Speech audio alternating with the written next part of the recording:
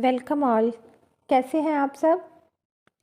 तो आज हम जो टॉपिक करने जा रहे हैं उसका नाम है education implications of the principal of growth and development. तो एजुकेशनल इम्प्लीकेशन का मतलब है कि एजुकेशन में हम या क्लासरूम में हम किस तरीके से इम्प्लीमेंट करेंगे जो ये हमारे प्रिंसिपल्स हैं ग्रोथ और डेवलपमेंट के। क्योंकि किसी टीचर को ये सब जानना कि ग्रोथ कैसे होती है या डेवलपमेंट का क्या प्रोसेस है, ये सब जानना क्यों ज़रूरी है। इसके लिए जैसे पहला पॉइंट देखते हैं, knowledge of principle of growth and development tells us there are wide individual differences. Means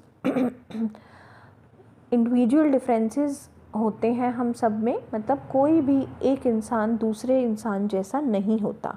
जैसा कि मैंने पहले भी बताया कि इंडिविजुअल डिफरेंसेस का मतलब है कि इवन ट्विंस भी जो होते हैं उनमें भी भिन्नताएं या डिफरेंसेस होते हैं। उनकी पसंद नापसंद, इच्छाएं, फिज़िकली जो दिखते हैं, तो बहुत सारे डिफरेंसेस होते हैं।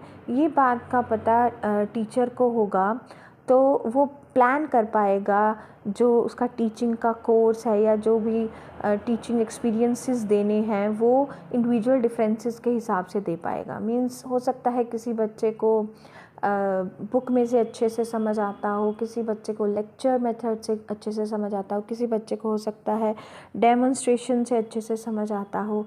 तो प्रिंसिपल जो हमने लास्ट वीडियो में पढ़ा था, प्रिंसिपल ऑफ इंडिविजुअल डिफरेंसेस, ये उसका एजुकेशनल इम्प्लीकेशन है। सेकंड है हमारा जो बताया था कि एक यूनिफॉर्म पैटर्न में चलता है ग्रोथ और डेवलपमेंट।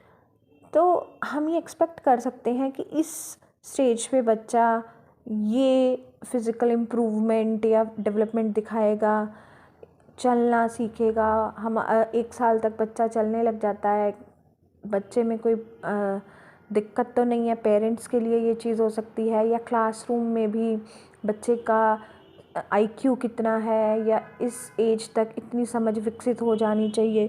तो ये सब चीज़ें हेल्प करती हैं। फिर आता है थर्ड हमारा कि जैसा मैंने बताया कि जनरल पैटर्न होता है डेवलपमेंट का। ये भी पता चल सकता है कि क्या एबनॉर्मेलिटी है या डिग्री ऑफ एबनॉर्मेलिटी क्या है।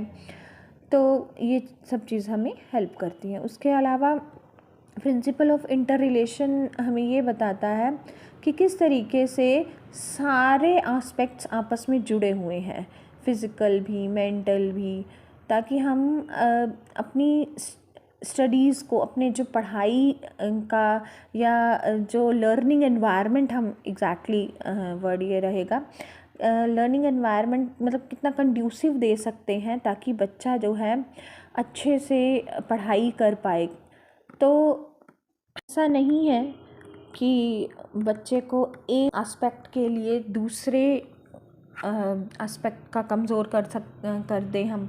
जैसे पढ़ाई के लिए हम सेहत नहीं बच्चे की बिगाड़ सकते, या फिर इस प्रिंसिपल से ही हमें पता चलता है कि किस तरीके से अच्छी डाइट देने से फ़िज़िकल हेल्थ होएगी और वो मेंटल डेवलपमेंट भी होगी और इमोशनली भी बच्चा स्ट्रॉन्ग बनेगा, या कैसा सोशल एनवायरनमेंट देना है ताकि बच्चा इमोशनली भी साउंड हो। इसके अलावा जो यूनिफॉर्मिटी ऑफ पैटर्न है, ये प्रिंसिपल टीचर्स को, पेरेंट्स को या चाइल्ड को भी आगे के लिए प्रिपेयर बनाता है। जो चेंजेस होने वाले हैं उनके लिए उनको तैयार करता है।